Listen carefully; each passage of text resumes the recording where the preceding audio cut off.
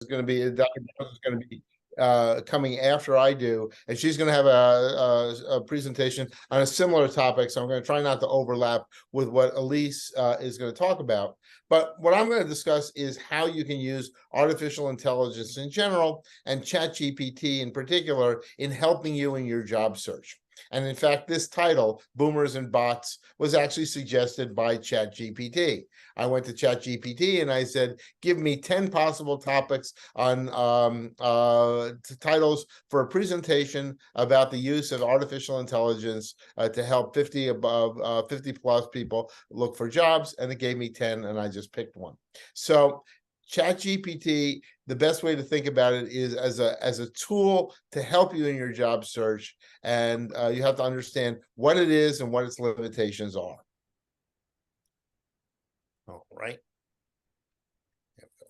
All right, so start out with the question, what is ChatGPT? We hear a lot in the media about artificial intelligence and all the terrors of AI and how wonderful it's going to be and how terrible it's going to be. And the answer is yes. It will be both wonderful and terrible.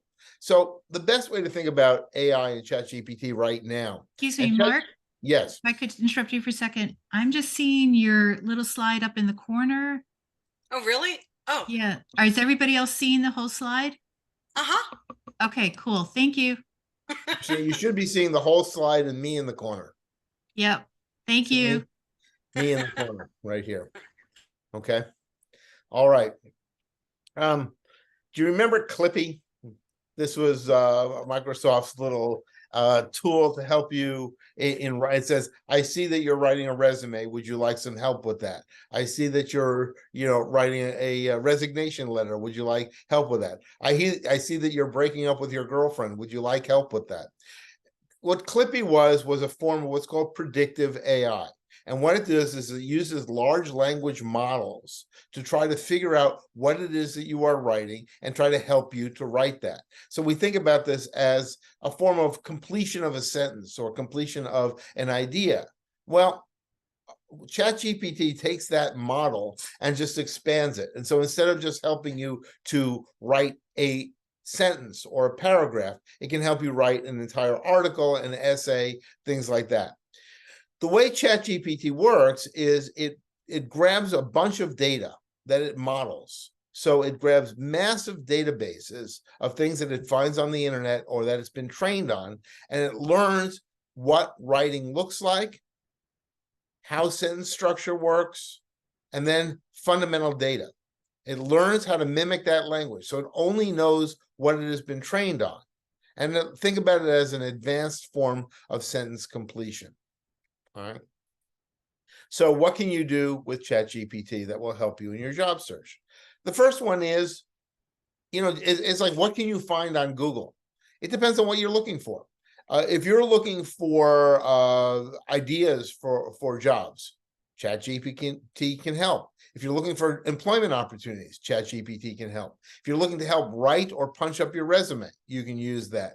Draft cover letters, write articles, punch up your online presence.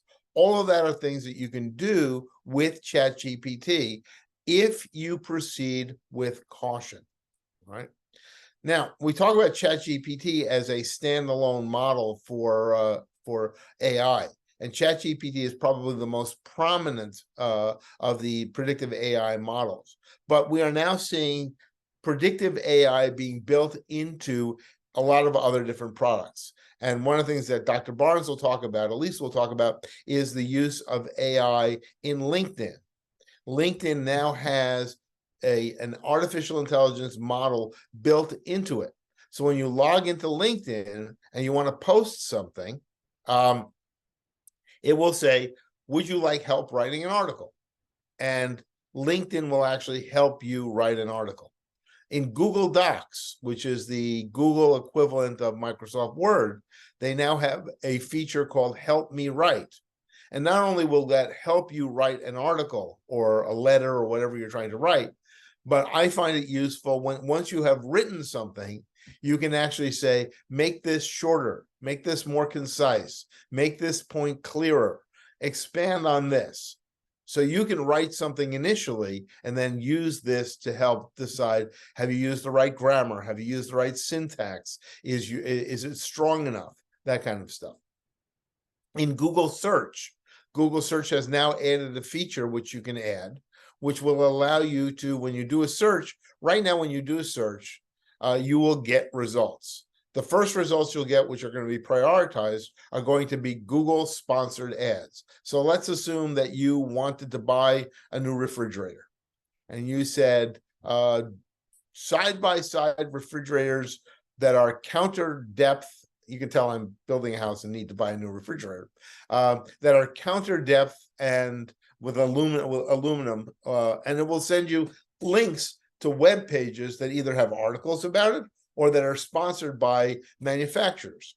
Now with an AI program, the first result you're going to see is going to look like a discussion assimilated from all of these searches about, I see you're looking to buy a refrigerator. Here are some 20 things you should think about when buying a refrigerator. And Bing has the same thing built into its search results. So AI is now being integrated into lots of other products other than ChatGPT. So one of the things you want to be able to do, and this is a lot of what Elise will be talking about, is one of the purposes when you're looking for a search, most people look at a job search of going to a website, typing in a job description, finding a job, sending your resume, and you're done. Maybe writing a cover letter, maybe not. But increasingly, people are not just hiring your resume, they're hiring you as a person, which means they're looking at your online persona, looking at articles you've written, looking at your online social media presence. So when I'm looking at people, I get a friend request or I get an email from somebody I don't know, one of the first thing I do is I look them up online. I'll look them up on LinkedIn. I'll also look them up on Google. I get a sense of who they are and how involved they are in the relevant community. So if you are a you position yourself as a nonprofit person involved in the area of sustainable growth, I want to know, are you a thought leader in the area? Are you linked with other thought leaders in the area? So one of the things that you can do is you can use ChatGPT to help you write articles about thought leadership, all right, in this area. So if you are involved in pharmaceuticals and you want to write an article about, say, what the Ozempic shortage means for pharmacy benefit managers or whatever, you can have ChatGPT help you write an article, and it will research it and write it at the same time. But remember that at the end of the day, this has to be your article with your thoughts. And I'll go through some strategies on how to wrangle ChatGPT into doing what you want it to do. So first thing is, how do you get ChatGPT? There's two versions of ChatGPT, as you can see right up here, ChatGPT 3.5, ChatGPT 4. ChatGPT 3.5, and these numbers are all going to change as it evolves, is the free online version. The ChatGPT 4 is the one that you have to pay for. It is more advanced, been trained on more data. It is more up to date, and it's a little bit more sophisticated. But for your purposes, either one will work. So you log into chat.openai.com. OpenAI is the company that owns ChatGPT and runs it. And you create an account, and you get this little bar right here that says send a message.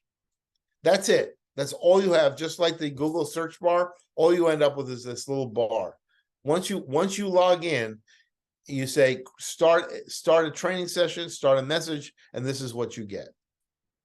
So what you do is you ask ChatGPT. I like to tell people ChatGPT, the first word in it is chat. So you have to treat this as a conversation.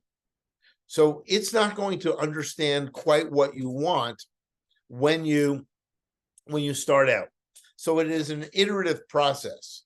you're going to write a question, you're going to write a command, tell it what you wanted to do, and it is OpenAI, the company OpenAI is located in the US. Tell it what you want it to do, and it will generate something for you. That will be useful and helpful, but not quite the end product that you want. So let me give you an example. Let's assume that you are looking for a job. You are a software developer, but you want to change fields, but you want to use the skills that you have in some new area.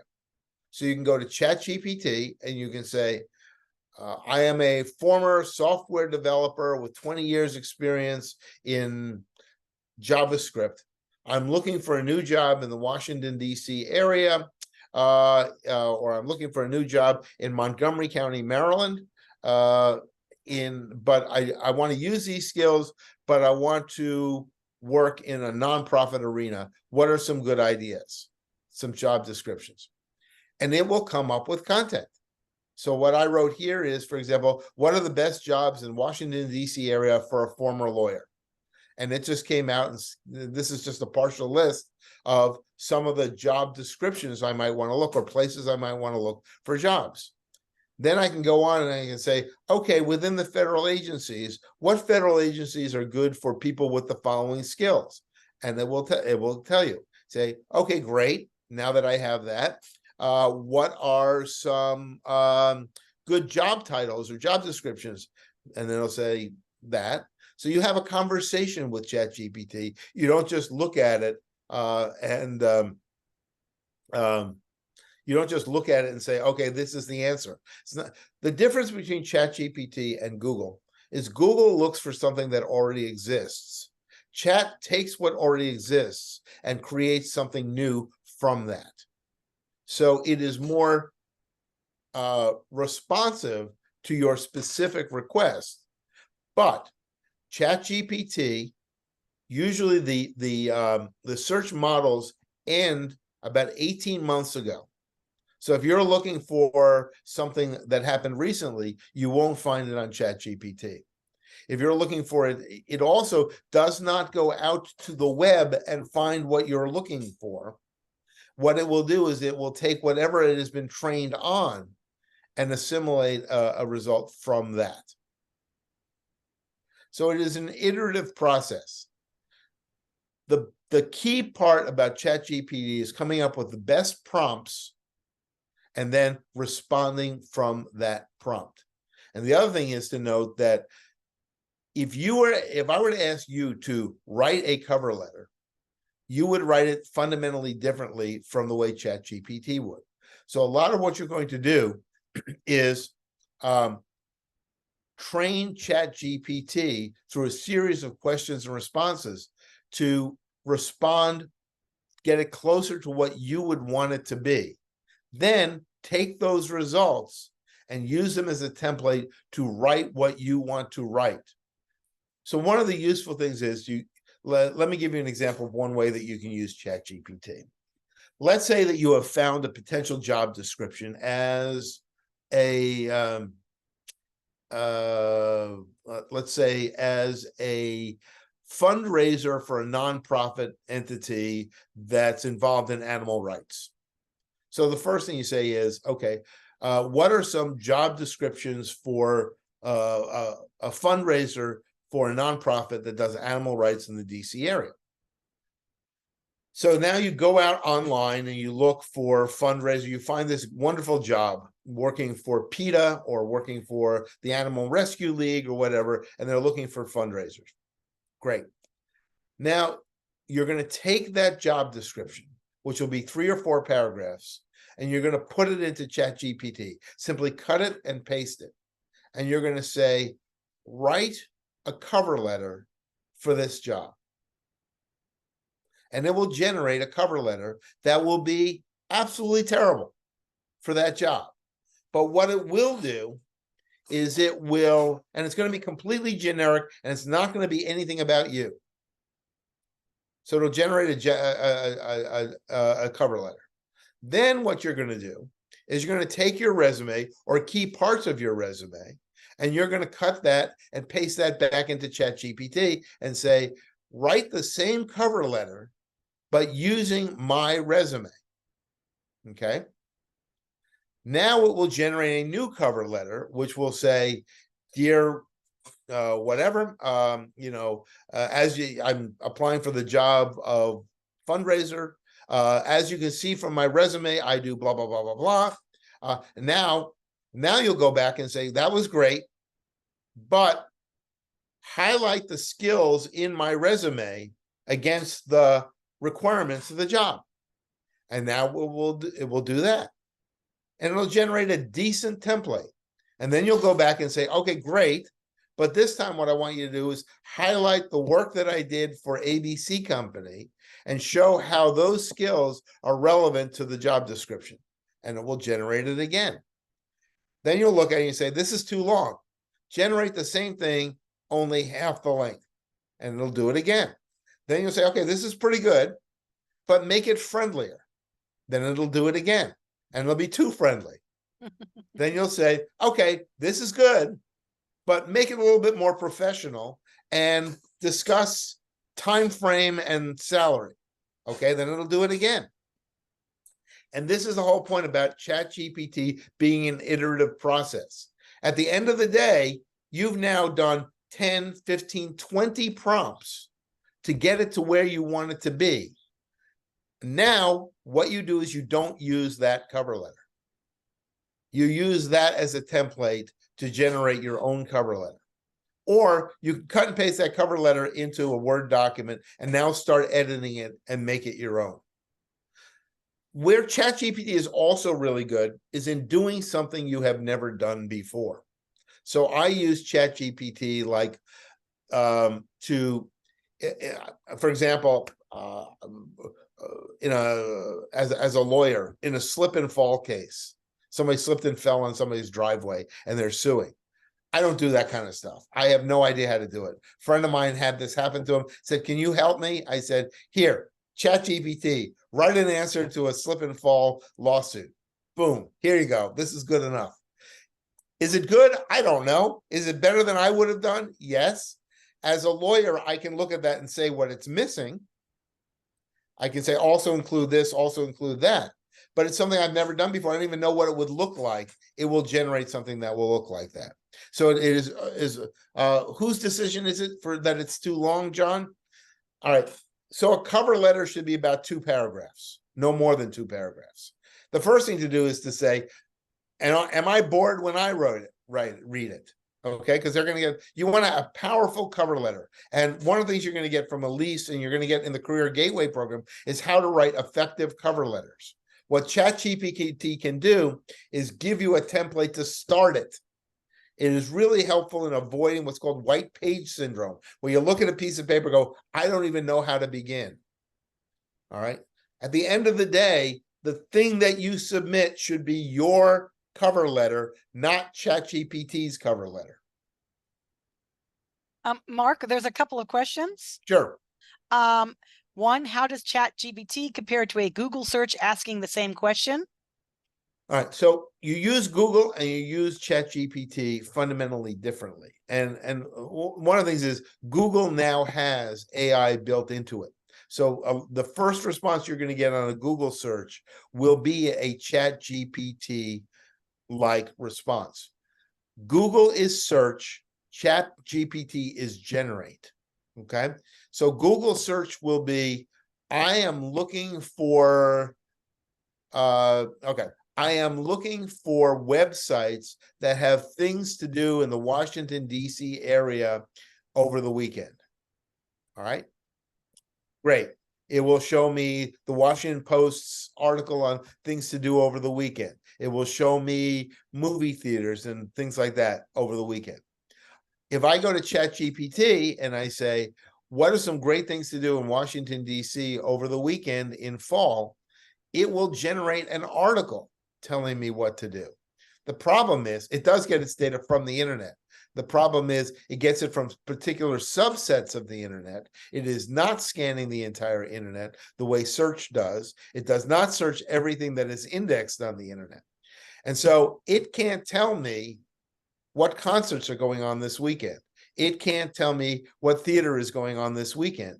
So one is a useful discussion about article about what are things to do in Washington, D.C. The other one is a search tool. So they work fundamentally differently.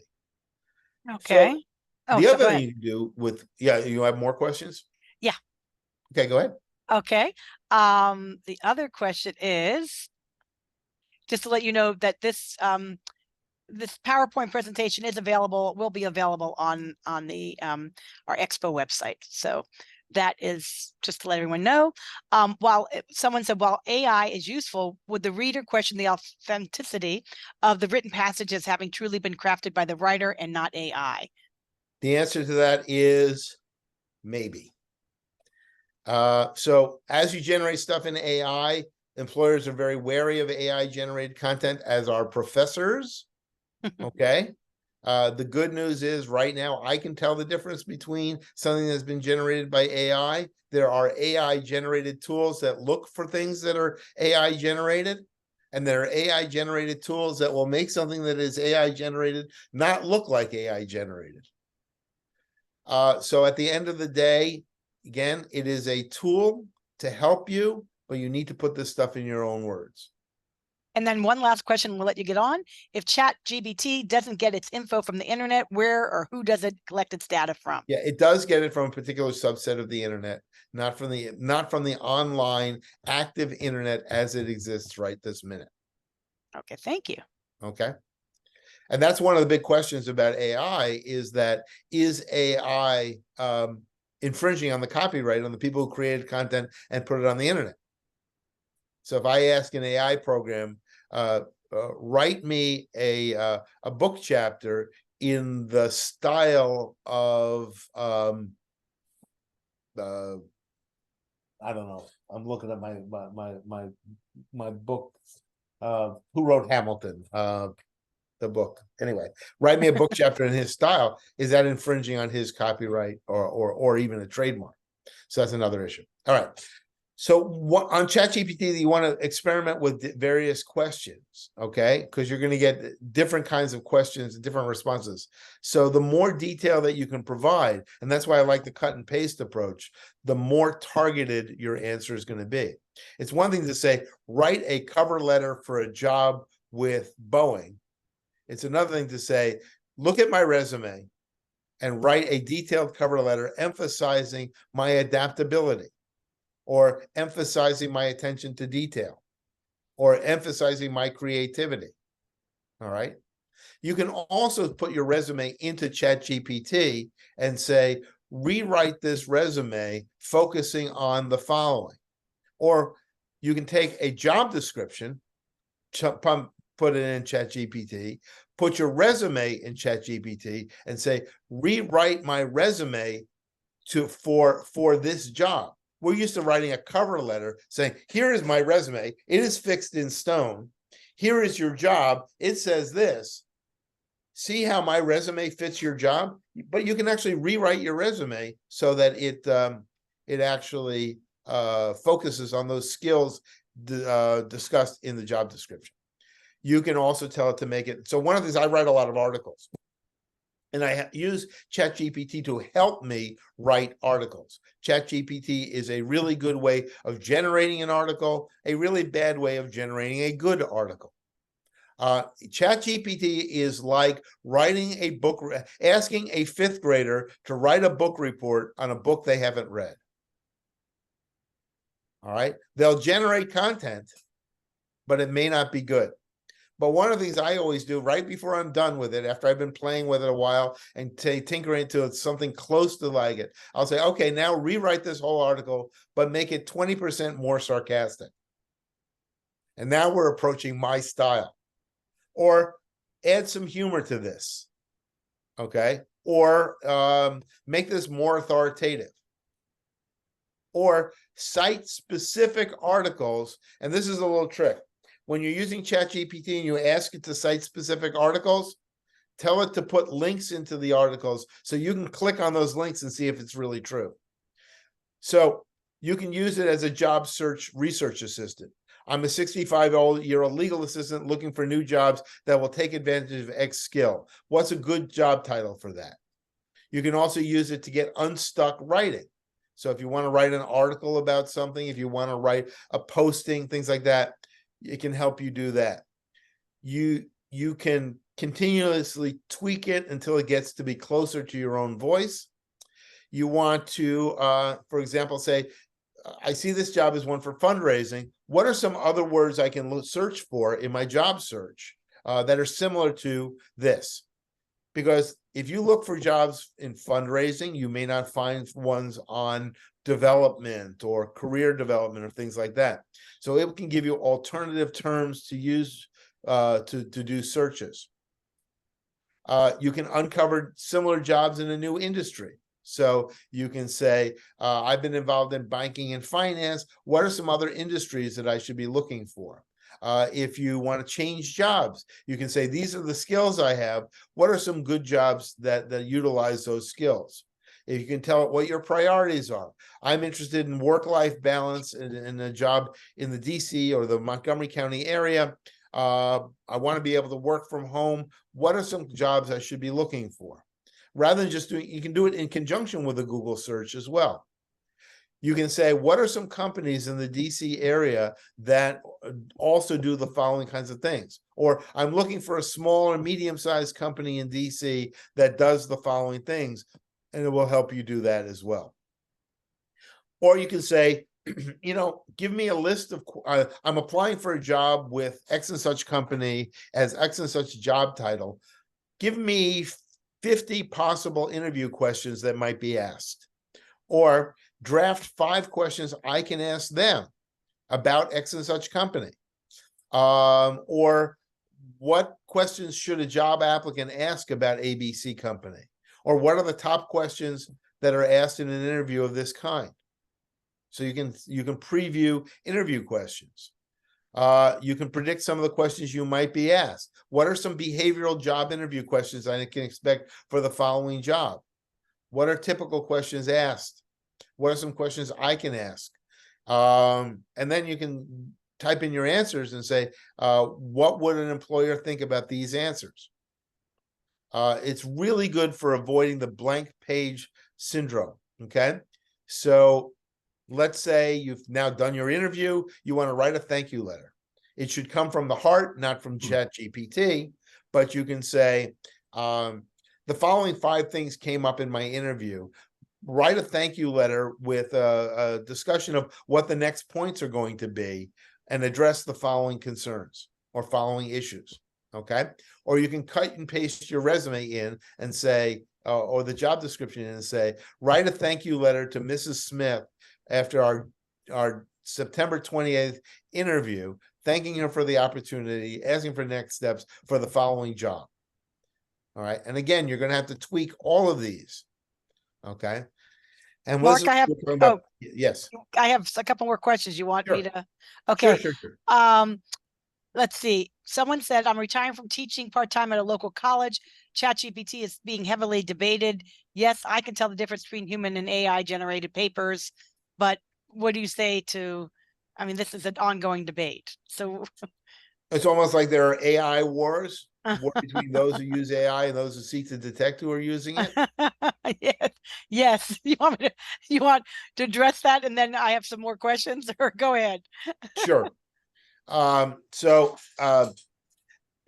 Yeah, I mean, the problem is, like I said, ChatGPT is like a 5th grader who is asked to write an assignment on Moby Dick. You know, Moby Dick is one of Herman Melville's greatest works, and it is a work of a great American literature. It discusses the themes of man against man and man against nature and the striving against some conflict. Well, I've never read Moby Dick. I've pretended to read Moby Dick many times. That's the essay that you would write if you'd never read Moby Dick. That is what ChatGPT will generate. The key here is not to let ChatGPT do the work. It is to allow you to direct ChatGPT to help get there. At the end of the day, you should have a piece of work that has been assisted by ChatGPT that is your own work, okay? So if you want, what was the prompt to tell ChatGPT to include the links and references? There it is. Include links to all things, cite at least 20 different professional publications and include links to each one that you cite. That'll work. Someone said, I'm concerned about the confidentiality of my information, i.e. resume, some specific questions that ChatGPT GBI accesses. What happens to this information? It must be kept and used in some way. The answer is nobody knows. ChatGPT claims that your individual search requests are your own and they are not shared. However, your resume formatting and modeling and all that stuff goes into the learning process. So imagine if 10 million people put their resumes into ChatGPT. It's not like I can search your resume or get any information about your resume from ChatGPT, or that other people in ChatGPT can search it, or even that ChatGPT can search your resume. But the language model will read your resume and use your formatting, language, things like that to help educate it about what does a resume for engineers look like, and that will help feed the overall model. So ChatGPT uses every prompt, every question, every response, every piece of data put into it to help build its model. So are there privacy concerns? Yes. But remember, your resume is probably out on LinkedIn and a bunch of other places as well. ChatGPT is the least of your concerns in that regard. Okay. What was the prompt to tell ChatGPT to include the links to the references or sources it used? Is there a prompt you recommend? No, just say include links. Okay. Remember, you can tell ChatGPT anything.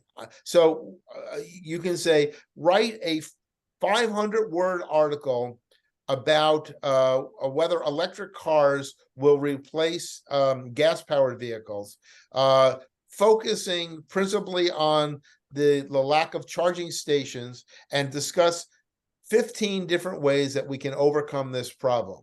Also cite specific articles from technical journals, and the audience here is a technical audience, okay? And then it'll generate something. You say, okay, that's good, but actually make it more technical. And instead of 500 words, do 2,000 words. And it'll do it then. And you'll say, okay, that was pretty good. But instead of doing that, I want you to also discuss the following 5 things. Okay. Or you can say, generate an outline. How smart is ChatGPT on writing/rewriting resumes to start with active verbs, part tense for forgotten jobs, etc.? It's pretty good. Yeah. It's pretty good. But even if you don't use ChatGPT, there are lots of resume writing tools out there, which you'll learn about in the Career Gateway program and in the Cyber Savvy course. See that? That was seamless. That will talk about how they use AI to do things like reviewing your resume and helping you write the resume and prompting you for key active words. But you can take your resume, dump it into ChatGPT and say, read my resume and make some recommendations on how to make this stronger, more active, blah, blah.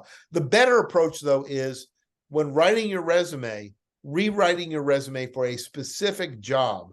All right. Mark, you mentioned that there was a ChatGPT site earlier in your discussion. OpenAI.ChatGPT. Can you put that in the chat? Sure. Okay, because several people. Or you can simply say on Google, where do I find ChatGPT? I'm having trouble. Okay. So there you go. There you go. Okay. Let's see. Okay, so we'll let you. Let's see. I think that's it. If not, just Google search it. Okay. All right. Want to talk about hallucination? Okay. ChatGPT has a word limit of about 800 words. No, I have normally I found ChatGPT's word limit to be around 2,500 words. But what you can do is you break up your question into multiple questions. Write me 2,500 words on this. Write me 2,500 words on this. Write 2,500 words on this. Okay. And then you can do that. People write books using ChatGPT. Hallucination is the problem with ChatGPT is if I ask it, for example, and I've done this, write me a motion to dismiss a criminal complaint citing law in the Fourth Circuit on the following topic. Cite the specific cases and give me links to the cases. It will do it. It will say, in the case of Jones versus Bones, 107 F 3rd 119, Fourth Circuit 2013, the court was faced with the following fact pattern and it ruled, quote, blah, blah, blah, blah, close quote. Brilliant, right on point, just what I need, completely made up.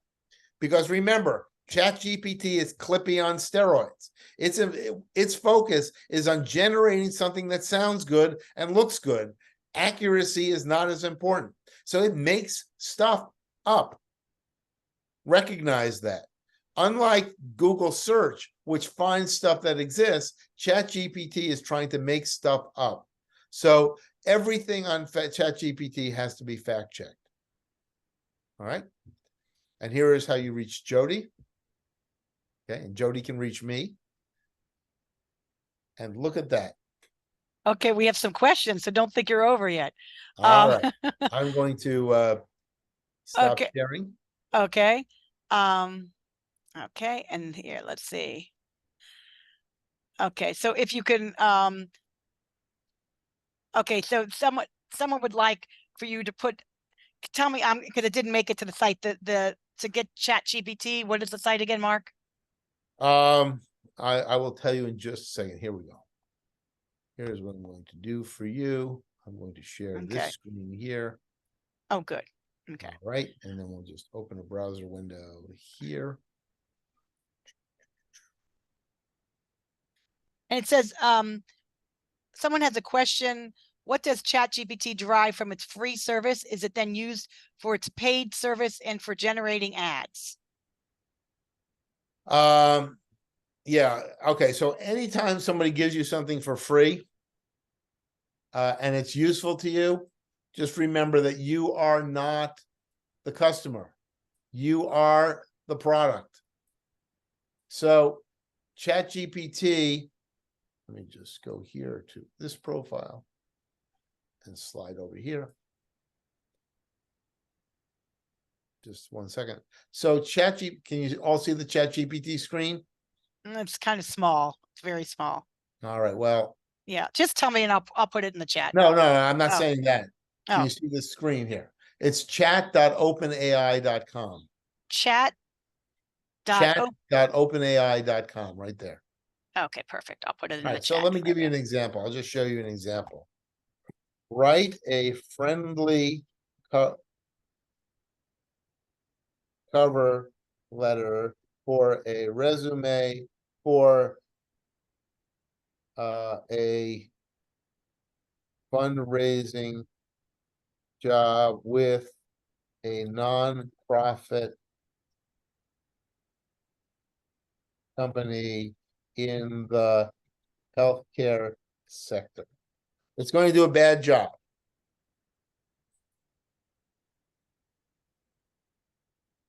And this is how ChatGPT works.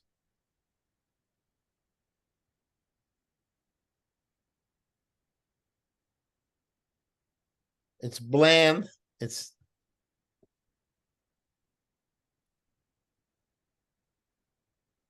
But it will give me a couple of sentences that I can use. And you can see how this would be a much better letter if it knew more about me.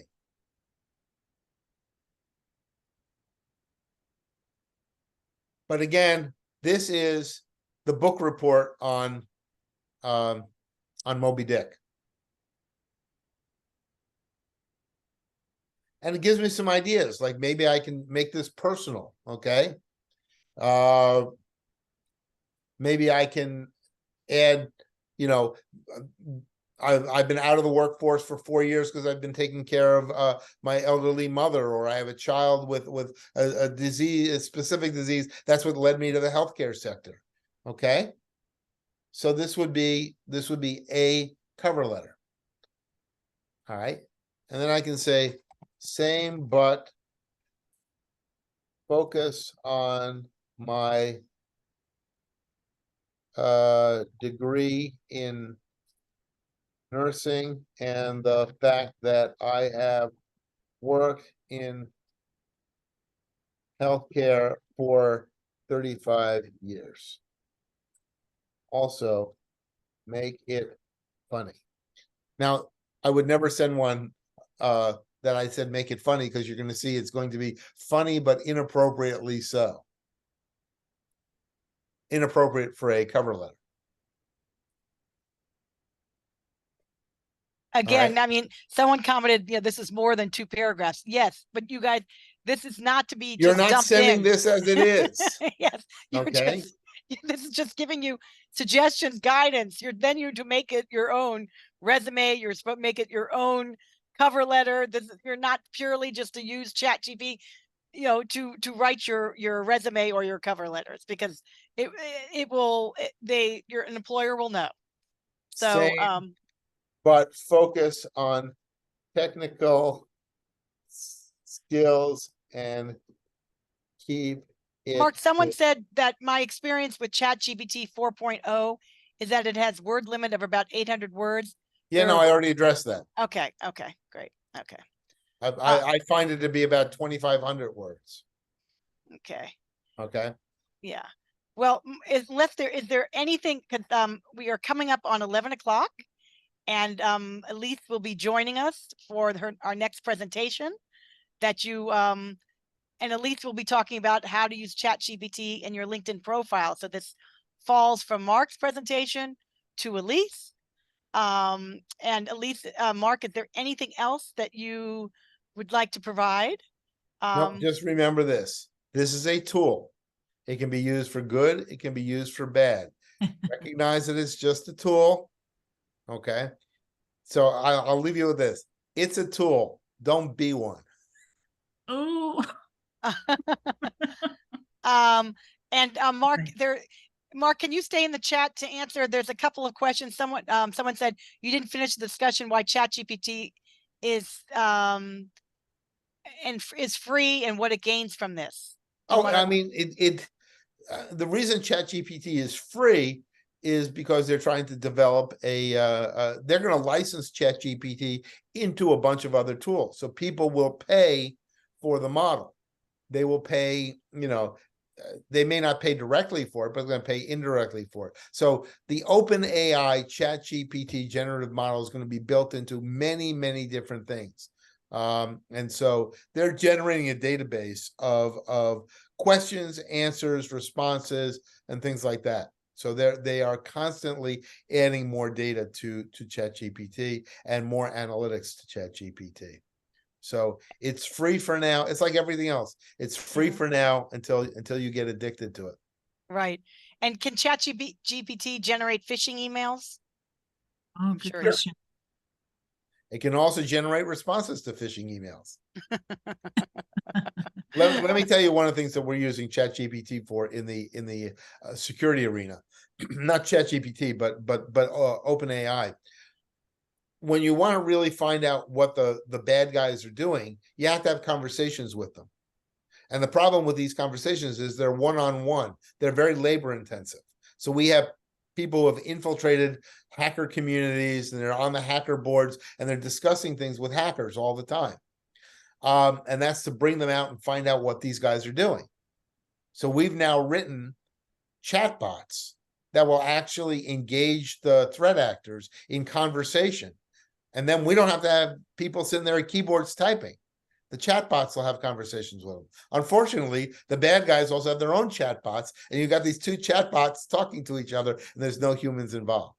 So this is our robot overlords.